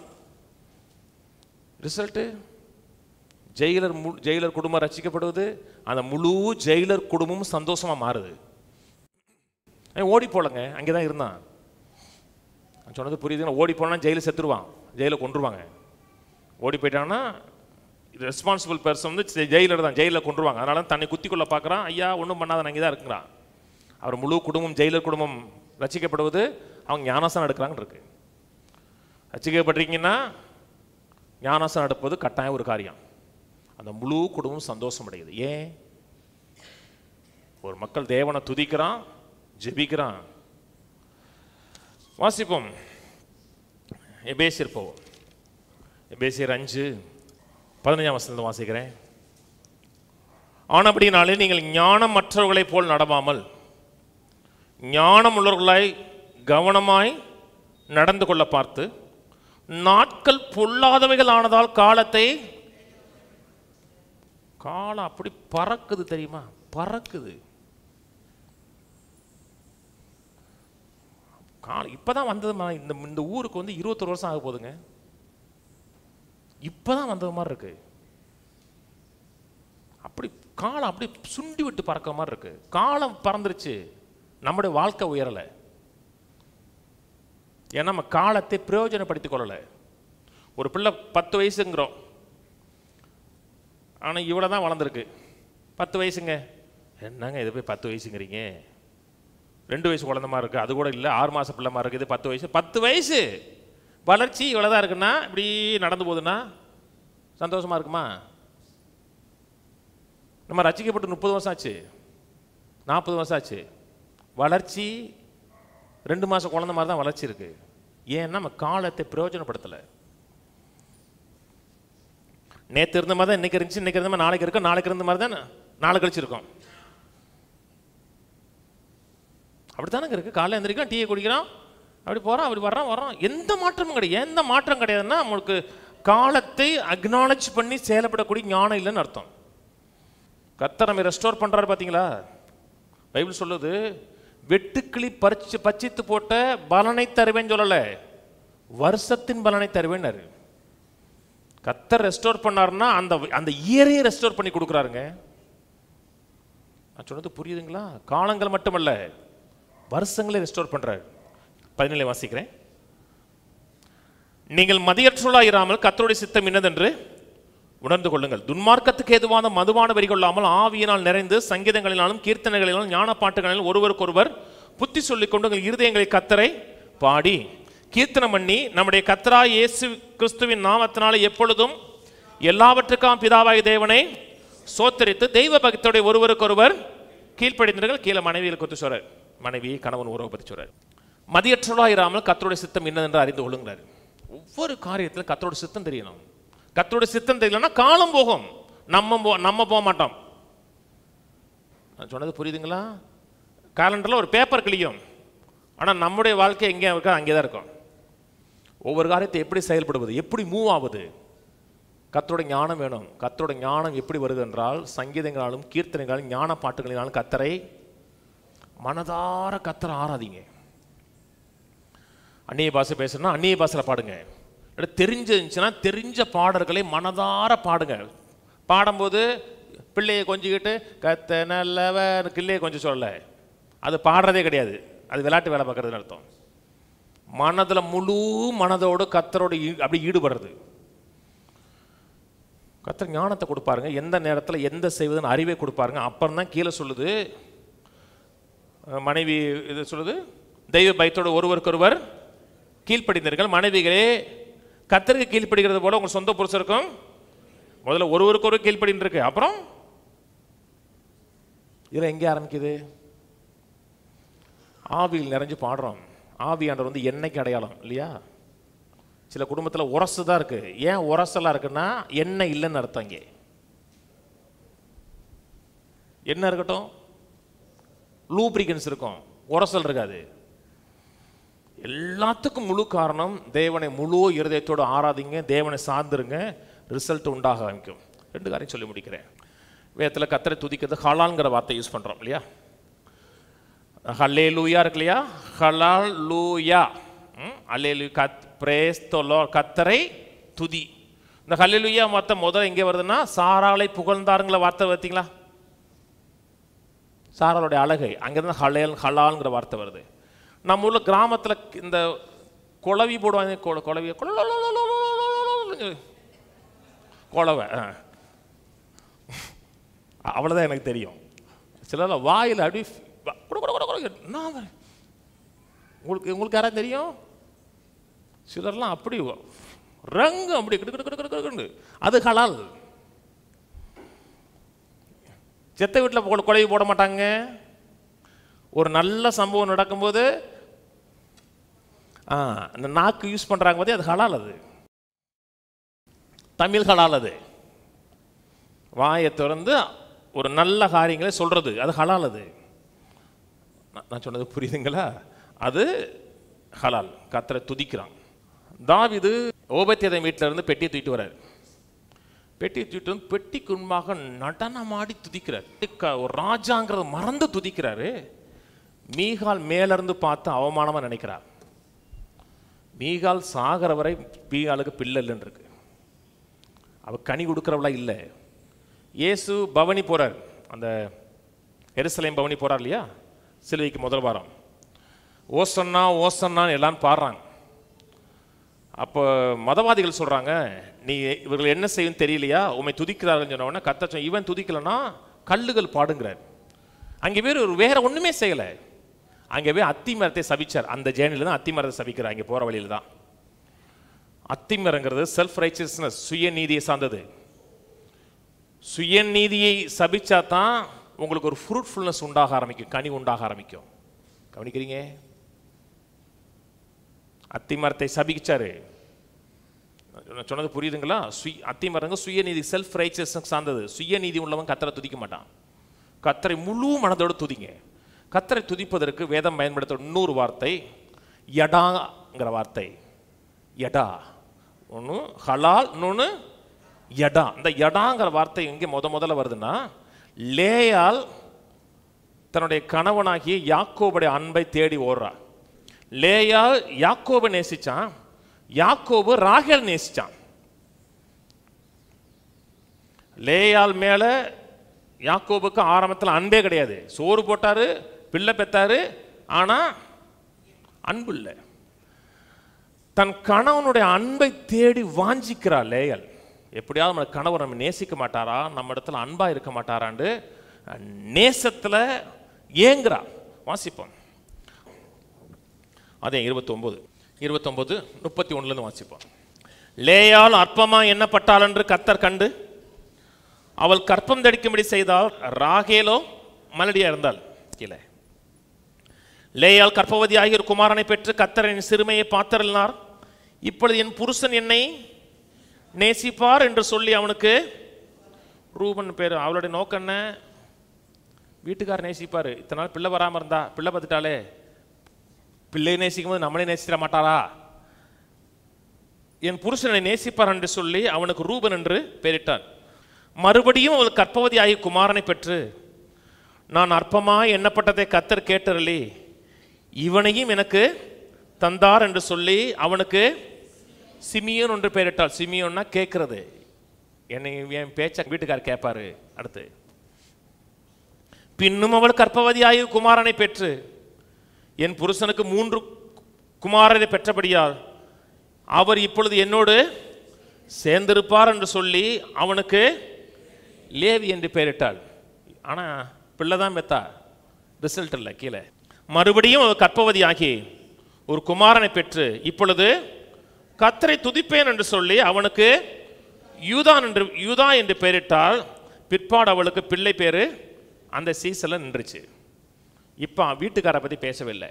முதல் 3மே வீட்டுக்காரை பற்றி பேசினா, என் வீட்டுக்காரர் என்னை நேசிப்பார், வீட்டுக்காரர் கேட்பார், என்னை சேர்த்துக்கோறாந்தாரு. இப்போ வீட்டுக்காரை நிப்பாட்டிட்டார். மறுபடியும் கற்பவதியாகி குமாரனை பெற்று, இப்பொழுது கர்த்தரை துதிப்பேன் என்று சொல்லி அவனுக்கு யூதா என்று பெயரிட்டான். மக்கள் நமக்கு வீட்டுக்காரர் முக்கியம், பிள்ளைகள் முக்கியம். ஆனால் ஃபோக்கஸ் வீட்டுக்கார பிள்ளை மேலே இருக்கக்கூடாது, கர்த்தர் மேலே தான் இருக்கணும். யாருடைய அன்பை பெறுவதற்காக வாஞ்சிக்காதீங்க, கர்த்தருடைய அன்பை பெறுங்க. அதன் மூலமா எல்லாமே தானா நடக்க ஆரம்பிக்கும். இந்த துதிப்பேன்கிற வார்த்தை இருக்கு இல்லையா, இப்பொழுது கர்த்தரை துதிப்பேன். இந்த துதிப்பேன்கிற வார்த்தை ஹீப்ரு வேர்டு காமிக்கிறேன். ஒரு 12 வருஷத்துக்கு முன்னாடி போட்டு காமிச்சிருக்கேன். அது யாரும் தான் தெரியும், 12 வருஷத்துக்கு முன்னாடி போட்டு காமிச்சேன். கர்த்தரை துதிப்பேன்கிறான். இந்த வார்த்தை யடாங்கிறதுனா கர்த்தரை துதிப்பேன். அதில் 3 எபிரேய வார்த்தை இருக்கு. மேலே ஒரு கம்மா இருக்கா? நம்ம வாசிக்கிற இடதுலேருந்து வலது வாசிக்கிறோம். இப்படித்தான் வாசிக்கிறோம். சைனா லெட்ரு, அரேபிய லெட்ரு, யூத லெட்ரு வலதுலேருந்து இடது வாசிக்கணும். இப்படி வாசிக்கூடாது, இப்படி வாசிக்கணும்.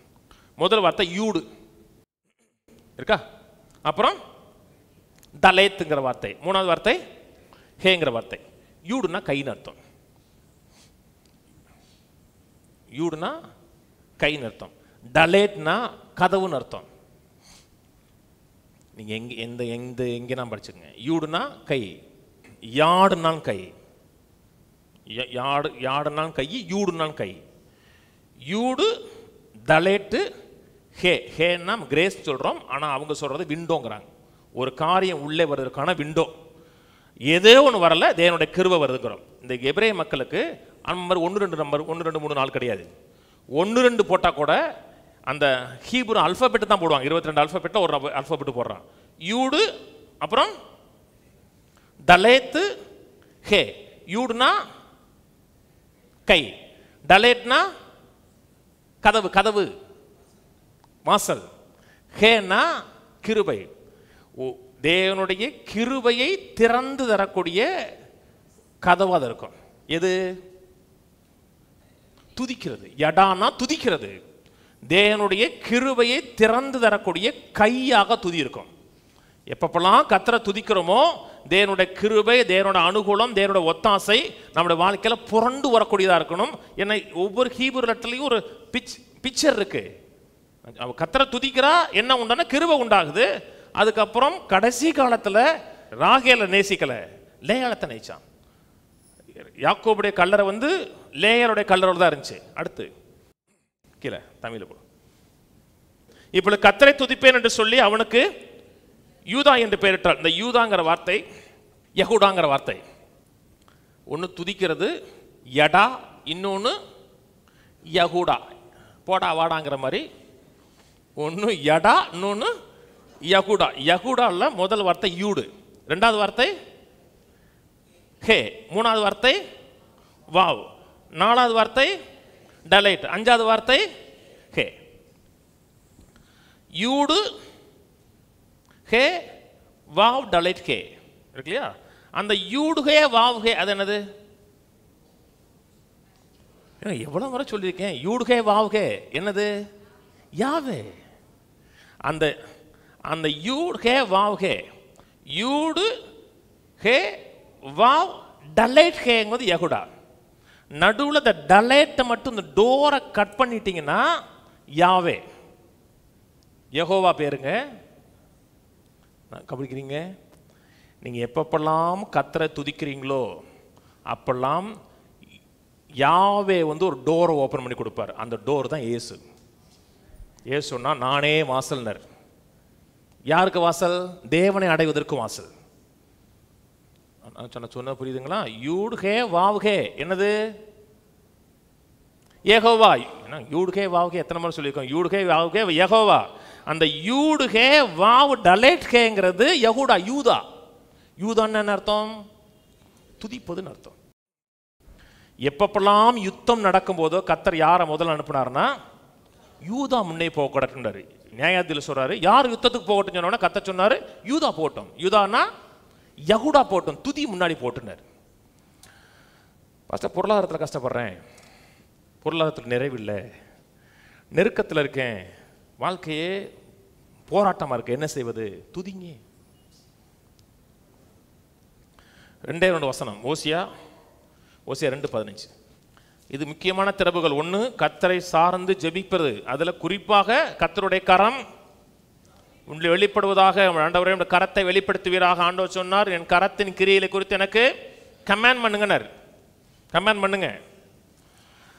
ஓசியா 2:15. அவ்விடத்தில் அவளுக்கு அவளுடைய திராட்சை தோட்டங்களையும் நம்பிக்கையின் வாசலாக ஆகோரின் பள்ளத்தாக்கி கொடுப்பேன். நம்பிக்கையின் வாசலாக ஆகோரின் பள்ளத்தை. ஆகோருங்கிற வார்த்தை ட்ரபுள்ங்கிற வார்த்தை. நம்பிக்கையின் வாசலாக ஆகோரின் பள்ளத்தாக்கு கொடுப்பேன். வேலி ஆஃப் ட்ரபுள்னு அர்த்தம். இந்த ஆகோர் யாருன்னு தெரியுமா? ஆகான் தெரியுமா உங்களுக்கு?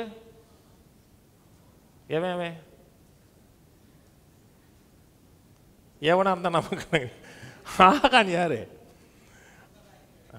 ஆகான் தான் எரியோ பட்டணத்துக்குள்ள போகும்போது கர்த்தரை எதையுமே எடுக்கக்கூடாதுன்னு சொன்னார்.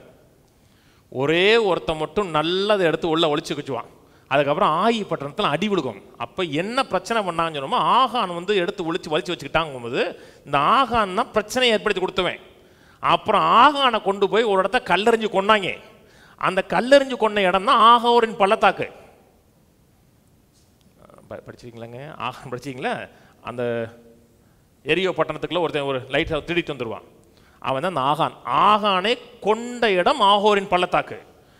அந்த ஆகோரின் பள்ளத்தாக்கு நம்பிக்கையின் வாசலாக நான் கொடுப்பேங்கிறார். அதாவது வேலி ஆஃப் ட்ரபுள், பிரச்சனையான இடத்துல நான் கொடுப்பேன். ஆனால் அதுக்குள்ள ஒரு டோரா ஹோப் இருக்கு. டோரா ஹோப் என்னன்னா, அப்பொழுது அவள் அங்கே தன் இளவயதின் நாட்களிலும் தன் எகிப்து தேசத்தில் வந்த நாளிலும் பாடுறது போல அவ இங்க பாடுவா. அந்த வேலி, அந்த நம்பிக்கையற்ற இடத்துல பாடுவா. அந்த வேலி ஆஃப் ட்ரபுள்ல பாடுவா. நான் அவளுக்கு ஒரு நம்பிக்கையின் வாசலை திறந்து கொடுப்பேன். பொருளாதார இக்கட்டு இருக்கலாம், பொருளாதார நெருக்கடி இருக்கலாம், மனதார கர்த்தரை பாடுங்க. பாடுறீங்களா? பாடுங்க. பொருளாதாரம் வேணுமா? நம்பிக்கை உண்டாகணும். நம்பிக்கைன்னு என்ன? நன்மை வரும் என்று சந்தோஷத்தோடு எதிர்பார்க்கிறது. எதிர்பார்த்து கர்த்தரை துதிங்க, மாற்ற வரணும் எதிர்பார்த்து துதிங்க, ஜெபிங்க. ஃபைனான்ஸில் பிரேக் த்ரூ வரணுமா? வேணுங்க. காசு இல்லைங்க, அதை காசு கட்டுக்கட்டா இருக்கு, எங்கேயே கிடக்கு, கோடி கோடியா இருக்கு. என்ன செய்யணும்? ஜெபிங்க, துதிங்க. கடைசி வசனம் ஏசாயா 60:11. உன்னிடத்தில் ஜாதிகளின் பலத்த சேனையை கொண்டு வரும்படிக்கு உன்னிடத்திற்கு உன்னிடத்தில் ஜாதிகளின் பலத்த சேனை இருக்கு. ஆங்கில வழியில் ஜாதிகளின் பலத்த செல்வத்தை கொண்டு வரும்படிக்குன்னு இருக்கு. ஜாதிகள்னா புறஜாதிகள், தேவனை அறியாத மக்களுடைய செல்வத்தை, வெல்த்தை கொண்டு வரும்படிக்கு, அவர்களுடைய ராஜாக்களை அழைத்து வரும்படிக்கும் உன் வாசல்கள் இரவும் பகலும் பூட்டப்படாமல் எப்பொழுதும். மனதில் ஒரு எக்ஸ்பெக்டேஷன் இருங்க, இரவும் பகலும் எதிர்பாருங்க. எதிர்பார்க்கிறது மட்டுமல்ல, உங்கள் வாசல் இரவு பகலும் பூட்டப்படாமல் இருக்கட்டும். எந்த வாசல் சொல்றாரு? 18. இனி கொடுமை உன் தேசத்திலும் அழிவும் நாசம் உன் எல்லைகளும் கேட்கப்படாது. உன் மதில்களை ரட்சிப்பென்று உன் வாசல்களை இரவும் பகலும் வாசலை ஓப்பன் பண்ணி வச்சிருன்னா இரவும் பகலும் கர்த்தரை துதிங்க. துதிக்க முடியும்? துதிக்கலாம்ல.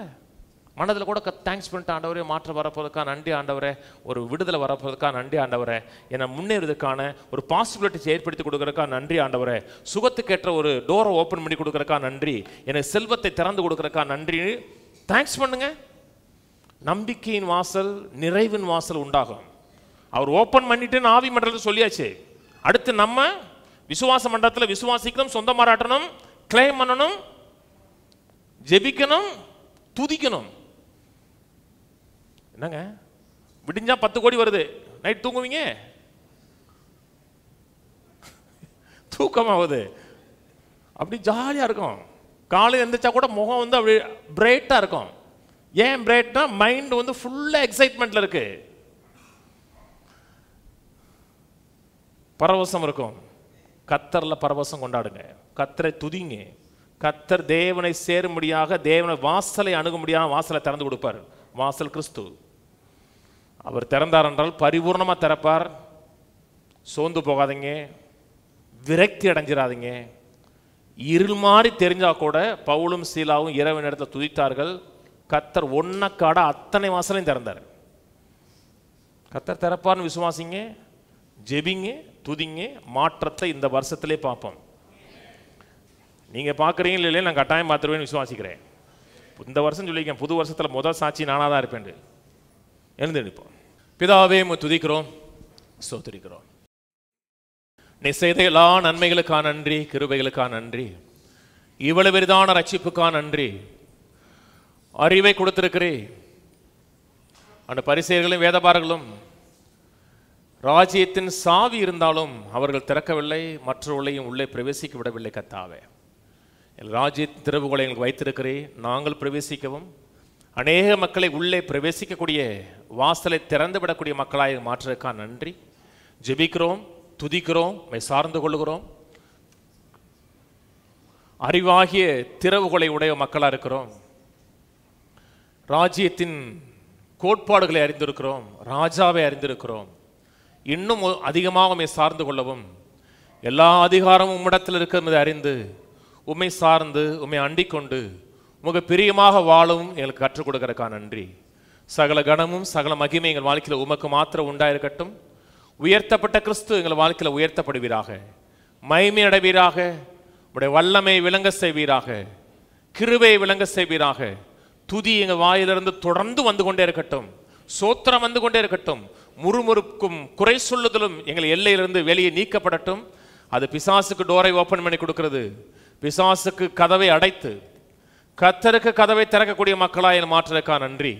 எல்லா கணமும் எல்லா மகிமையும் எங்கள் வாழ்க்கையில் உமக்கு உண்டாகட்டும். இயேசு நாமத்தில் பிதாவே, ஆமென். கர்த்தராகிய இயேசு கிறிஸ்துவின் கிருபையும் பிதாவாகிய தேவனுடைய அன்பும் பரிசுத்தாவின் ஐக்கியமும் நம் அனைவரோடு கூட இப்பொழுதும் எப்பொழுதும் கிறிஸ்துவின் வருகை மட்டும் இருப்பதாக. ஆமென். கர்த்தரோட ஆசீர்வாதத்தை எல்லா தீமைக்கு விலக்கி காக்க கடவர். கர்த்தர் தம்முடைய தயவுள்ள முகத்தை பிரகாசிக்க பண்ணி கிருபையாயிருக்க கடவர். கர்த்தர் தம்முடைய முகத்தை பிரசன்னமாக்கி எல்லையெங்கும் சமாதானம் கட்டளையிட கடவர். கர்த்தரோட ஆசீர்வாதத்தை ஜீவனோடு சுகத்தோடு நிறைவோடு 120 ஆண்டுகளுக்கு மேலாக ஜெயத்தோடு வாழ வைப்பாராக. ஆமேன், ஆமேன், ஆமேன்.